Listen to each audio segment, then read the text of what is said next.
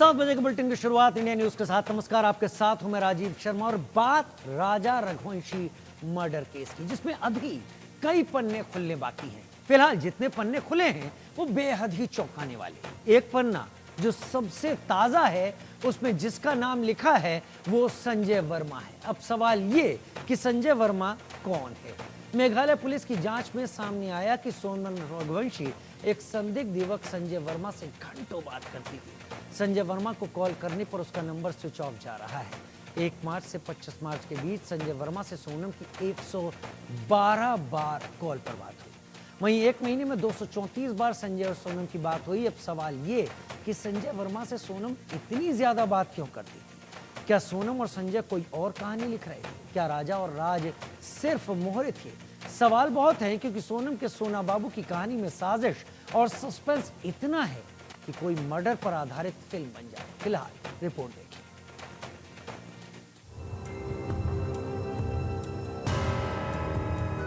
किस किस की खाई कसम, सोनम के कितने सनम।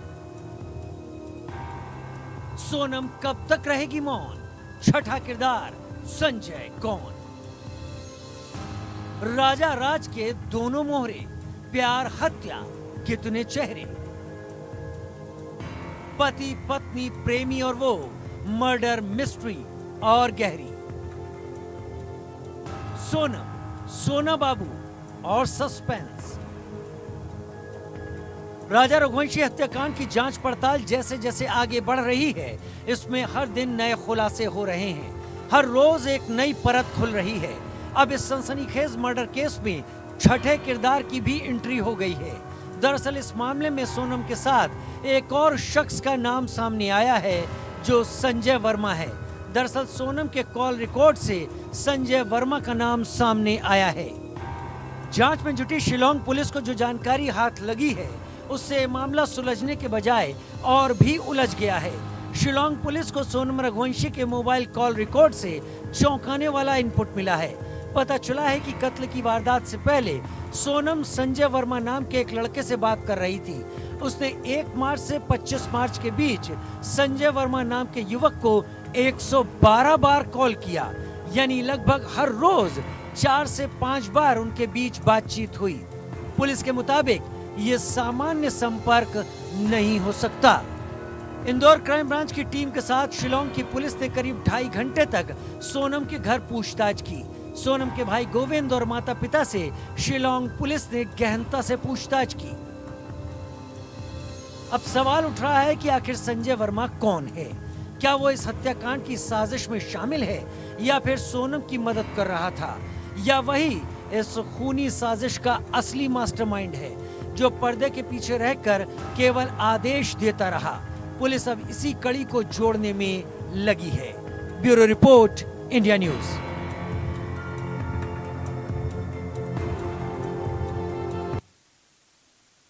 पूरी कहानी के बाद बड़ी खबर का भी रुख कर लेते हैं, जो कि राजा रघुवंशी हत्याकांड से जुड़ी हुई है। राजा रघुवंशी केस में नए किरदार की एंट्री हुई है।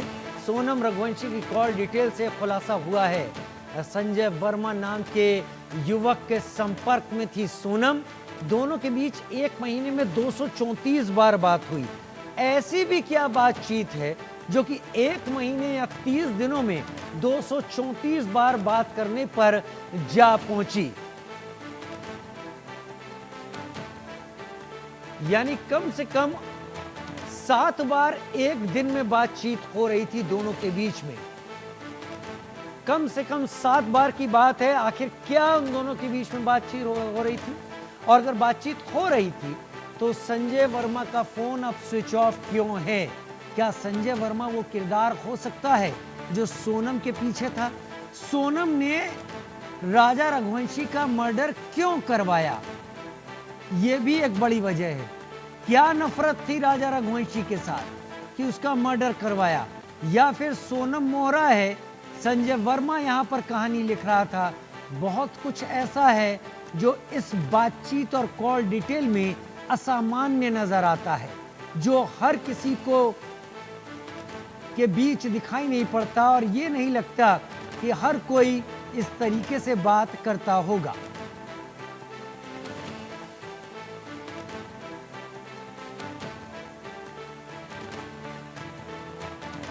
राजा रघुवंशी केस में इस नए किरदार की एंट्री ने बहुत कुछ खुलासे सामने रखे हैं।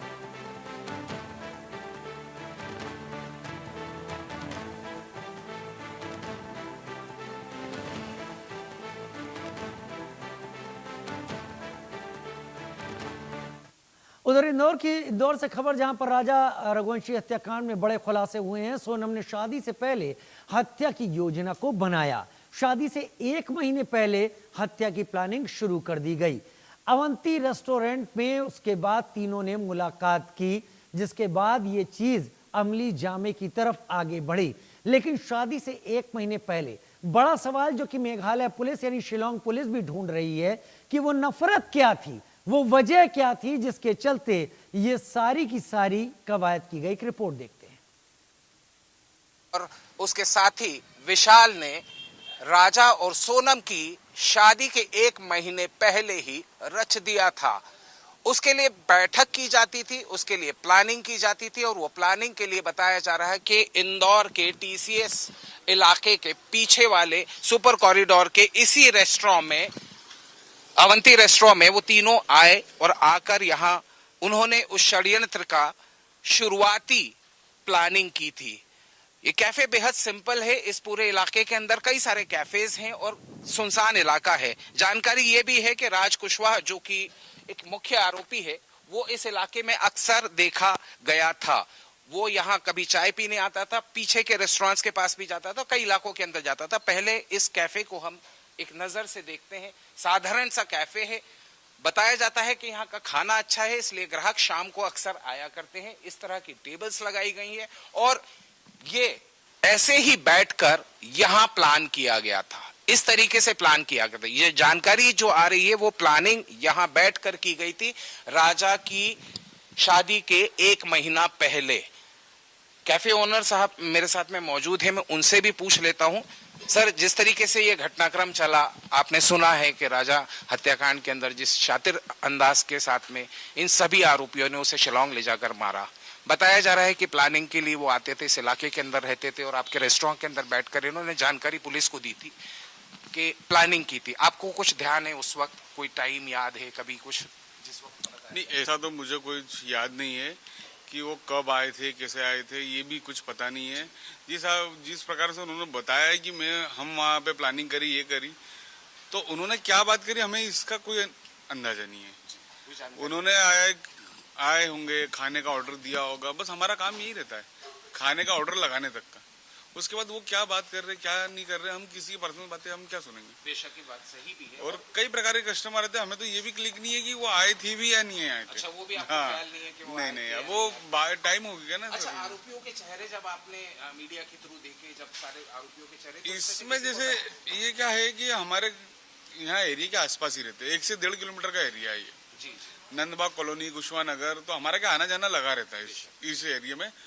तो कहीं ना कहीं इनकी फेस ऐसा रीड करा हुआ लगता है कि यहाँ देखा हुआ सा लगता है। और यहाँ तमाम और दूसरे कैफेज भी हैं आसपास। यहाँ पे जैसे क्या टीसीएस कंपनी है, उसके सामने कई कैफे हैं, 20 से 25 कैफे होंगे। तो वहाँ तो आए दिन व्यक्ति आते हैं, चाय नाश्ता वगैरह। अच्छा, लड़का लड़कियाँ सभी आते हैं? सभी आते हैं। और ये क्या अभी इतना डेवलप नहीं हुआ है सुपर कॉरिडोर रोड। जी, इसका डेवलपमेंट चल रहा है अभी। जी। और कई सुनसान एरिया पड़ता है रात के टाइम यहाँ पे भी। हाँ। और अब ढाबा कब तक खुला रहता है अपना? मेरा 11:30 लास्ट रहता है, 11 के समथिंग में क्लोजिंग कर देता हूँ। कस्टमर्स आते हैं? आते, बाकी हम 11 के बाद कस्टमर नहीं, किचन वगैरह सब हमारा वो हो जाता है। तो मैं एक चीज पूछना चाह रहा था, राज कुशवाहा, उसका चेहरा आपने कभी देखा या लगा कि इस इलाके के अंदर कभी? मैं बोलता रहा हूँ कि देखा हुआ सा लग रहा है। देखा हुआ सा? हाँ, लग रहा है, देखा हुआ सा लग रहा है। एक राज का लग रहा है और कोई चश्मे वाला कौन विशाल करके। हाँ, इनका देखा हुआ सा लग रहा है, क्योंकि उनका घर नजदीकी है, पीछे नजदीकी 1 किलोमीटर के एरिया में, और हो सकता है कि कहीं ना कहीं देखा ही होगा। हाँ, घूमते भटकते आते ही रहते होंगे। और जी हाँ भाई जी, मैं देख रहा हूँ कि आपके कैमरा, सीसीटीवी कैमरा भी लगे हुए हैं। तो, जी। क्या इसमें मेरे सीसीटीवी कैमरे का जो डीवीआर का कैपेसिटी है वो 8 से 10 दिन का रहता है। अब उस बात को कम से कम महीना भर के समथिंग हो गया है। और आप जिस हिसाब से बता रहे हैं कि वो अप्रैल में भी आए थे, तो मैं इतना तो मेरा इसका कैपेसिटी भी नहीं है डीवीआर का। तो एक बात बताइए कि इस पूरे घटनाक्रम के बाद में जो घटनाक्रम हुआ आपको कैसा लगा? मतलब इतना षड्यंत्र, इतना प्लानिंग करके एक मासूम इंसान का कत्ल कर देना। ये तो महिला जो लेडीज है, लेडीज से भरोसा उठा दिया इस लेडीज ने, और ये बहुत शर्मनाक घटना है। और इंदौर शहर का महिला की नगरी को अपवित्र करा है इन्होंने। इनका यहाँ रहना भी बहुत बेकार है हमारे लिए। तो यानी इंदौर की जनता किसी को बोल नहीं सकती कि हम इंदौर के रहने वाले।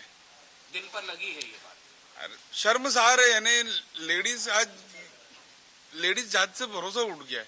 नहीं सर, ऐसा नहीं, किसी एक के कहने से तो नहीं होता, लेकिन हकीकत ये है कि जो हुआ है वो घटनाक्रम वाकई में बहुत बुरा। पता तो उसे भी नहीं था राज रघुवंशी को, राजा को नहीं पता। उसने तो 7 जन्मों की कसमें खाई थी उसके साथ, और 7 दिन के अंदर ही उसके साथ ऐसी घटना घट गई। तो उस व्यक्ति का क्या है, और उसके परिवार की क्या गलती थी? आपको नहीं करना थी वो, अगर आपको शादी करना थी तो छोड़ के आ जाते, उसको इस कंडीशन में तो नहीं करना था। जो परिवार पे क्या बीतरी होगी। देखिए, ये उसी कैफे के ओनर हैं जो कहते हैं कि हम शर्मसार हुए, ये इंदौर के लोग शर्मसार हुए। और यही तस्वीरें मैं आपको दिखा रहा हूँ कि इसी तरीके से साधारण लोगों की तरह आते थे, ग्राहकों की तरह आए, बैठकर प्लानिंग की, और उसके बाद में सोनम रघुवंशी और राज कुशवाहा ने इस विभत्स हत्याकांड को अंजाम दिया शिलोंग में जाकर। जाहिर सी बात है, कई और खुलासे, कई और चीजें इस पूरे हत्याकांड से जुड़ी हुई वक्त वक्त पर हमारे सामने आते रहेंगे और हम आपको अपडेट करते रहेंगे। वीरेन के साथ मैं Atiyab Shaikh, India News, Indore. Plan 1-2 नहीं बल्कि कई थे। कुल मिलाकर हिसाब यह था कि राजा किसी भी हाल में जिंदा घर नहीं लौटेगा। राजा दिलोजान से सोनम को प्यार करता था, और सोनम के दिल में क्या था अब सामने आ रहा है।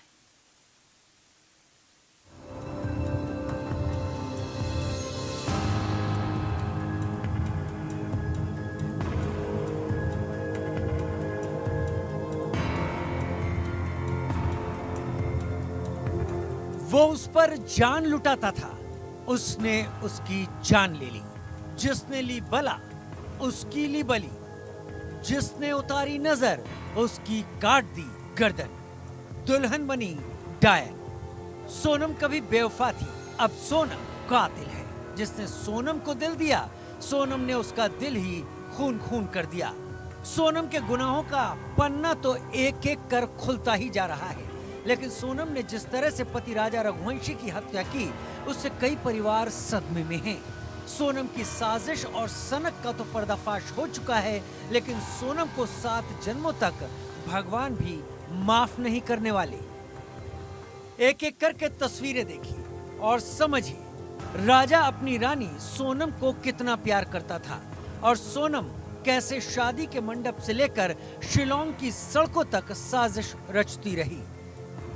इस तस्वीर को देखिए, राजा किस तरह से स्टेज पर सोनम की नजर उतार रहा है। नोटों को हाथों में लेकर सोनम की सारी बलाओं को दूर कर रहा है। सिर से लेकर पैर तक नोट घुमा रहा है। लग रहा है राजा दुनिया की सारी खुशियां सोनम को देना चाहता था, और सोनम की सारी मुश्किलें अपने माथे पर लेना चाहता था। लेकिन राजा को क्या पता, जिस सोनम को जान से ज्यादा प्यार कर रहा है, वो उसकी जान लेकर ही मानेगी। जरा फिर से इस तस्वीर को देखिए। जिसने सोनम की नजर उतारी, सोनम ने उसकी यानी पति राजा रघुवंशी की गर्दन ही उतार दी। राजा सोनम पर जान देता था और उसी सोनम ने उसकी जान ले ली। दरअसल में वो तस्वीरें जो उसकी शादी की है, वो साफ बयां करती हैं कि राजा कितना खुश था। उसने हर फंक्शन में अपने आप को खुश पाया। वहीं सोनम का बॉडी लैंग्वेज कहता था कि सोनम कुछ छुपा रही है, और वो इन तस्वीरों में साफ हो जाता है। जब राजा मंगलसूत्र डालता है तो उस वक्त हम देखते हैं कि राजा मंगलसूत्र डाल रहा है, लेकिन सोनम के चेहरे के भाव कुछ और कहते नजर आ रहे थे। और इन्हीं भावों को छुपाते हुए कुछ ही दिनों में सोनम ने इस हत्याकांड को अंजाम दे दिया। अब एक और तस्वीर देखिए। स्टेज पर जयमाल के वक्त तो राजा खूब खुश है। उसे वाकई में ऐसा लग रहा होगा कि वो राजा है, अपनी सोनम का राजा। लेकिन सोनम तो किसी और दुनिया में ही मशगूल थी। देखिए, जयमाल के वक्त राजा की खुशी का कोई ठिकाना नहीं है, लेकिन सोनम गुमसुम है, चेहरे पर फर्जी मुस्कान है। वो ये साबित करने की कोशिश में है कि वो राजा की रानी है, लेकिन इसकी कहानी कुछ और थी। भला राजा को कैसे समझ में आता जिसके हाथों को वो अपने हाथों में लिए हुए है, वो हाथ ही उसके कत्ल की तैयारियां कर रहे हैं। आमतौर पे हर घर की शादी में हम देखते हैं कि सभी खुश होते हैं, चाहे लड़के वाले हो या लड़की वाले। आजकल की शादियों में इवेंट के नाम पर एंकर्स खड़े होते हैं और एंकर्स दूल्हा दुल्हन से सवाल पूछते हैं। ऐसा ही एक वीडियो सोनम और राजा का भी सामने नजर आया, जिसमें एंकर मजाकिया लहजे में इन दोनों से वचन लेने की बात करता है। राजा तो अपने सभी वचन को मानते हुए मजाकिया लहजे में ही सही, लेकिन काफी सीरियस लहजे से वो कहता है कि वो हर बात मानेगा और वचन देता है कि वो सोनम का हमेशा ख्याल रखेगा। लेकिन उसके उलट जब हम थोड़ी देर बाद देखते हैं कि वही एंकर मजाकिया लहजे में सोनम से कुछ सवाल पूछता है, उसे कहता है कि आप वचन दीजिए। गौर करने की बात यह थी कि जब वचन देने की बात की जाती है तो सोनम उस मजाकिया वीडियो में भी एक पॉज लेती है, चुप होती है, खामोश हो जाती है, इसलिए क्योंकि वो अपनी भावनाओं को रोक कर उस बात को जाहिर नहीं करना चाहती थी। वो रुकना कहीं ना कहीं इस बात का इशारा था कि सोनम के दिमाग में कुछ और खुराफात थी, और वो खुराफात उसने शादी के 11 दिन पहले ही प्लान करके कर ली थी। हमने ये भी देखा कि जब वो एंकर उससे पूछता है कि आप वचन देती हैं, तो वो राजा का नाम नहीं लेती और वचन की बात से कतरा जाती है। ये सभी बात इस बात का इशारा करते हैं कि ये वीडियो उस वक्त हंसी मजाक और खुशी में बनाया गया था, लेकिन उस खुराफाती लड़की के दिमाग में इतनी खुराफात थी कि वो उस वक्त भी वचन के शब्द को बोलने से हिचकिचा रही थी। अब इस तस्वीर को देखिए। एक दुल्हन के लिए ये पल सबसे यादगार होता है जब दूल्हा दुल्हन को मंगलसूत्र पहनाता है। यहाँ से एक दुल्हन की जिंदगी पूरी तरह से बदल जाती है, लेकिन सोनम तो किसी और फिराक में थी। मंगलसूत्र पहनाते वक्त सोनम की नजरें नीचे हैं। वो शादी तो कर रही थी, लेकिन उसका मन कहीं और था, जबकि राजा की आंखों में सच्चाई, ईमानदारी नजर आ रही है, तो सोनम की आंखें कुछ और ही कह रही हैं। सोनम और राजा की शादी का एक वीडियो और सामने आया। उस वीडियो में राजा सोनम को मंगलसूत्र पहनाते हुए नजर आ रहा है। इस वीडियो में कुछ खास ये था कि राजा जब मंगलसूत्र पहना रहा था तो सोनम के चेहरे के भाव कुछ और ही कह रहे थे। वो थोड़ी झिझक रही थी। वो झिझक आप उस वीडियो में देख सकते हैं।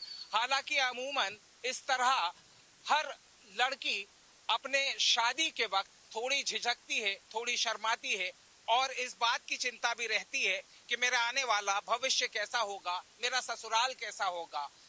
किस्मत अच्छी थी कि ससुराल तो उसको बहुत अच्छा मिला था, लेकिन उसके दिमाग का जो प्लान था वो तो पहले ही तैयार था। मंगलसूत्र पहनने के बाद राजा का खात्मा किया अपने प्लान के मुताबिक। राजा को इस बात के लिए तैयार किया कि वो हनीमून के लिए कश्मीर ना जाए, बल्कि पहले गुवाहाटी चलकर मंदिर में दर्शन करेंगे, वहां से कश्मीर जाएंगे।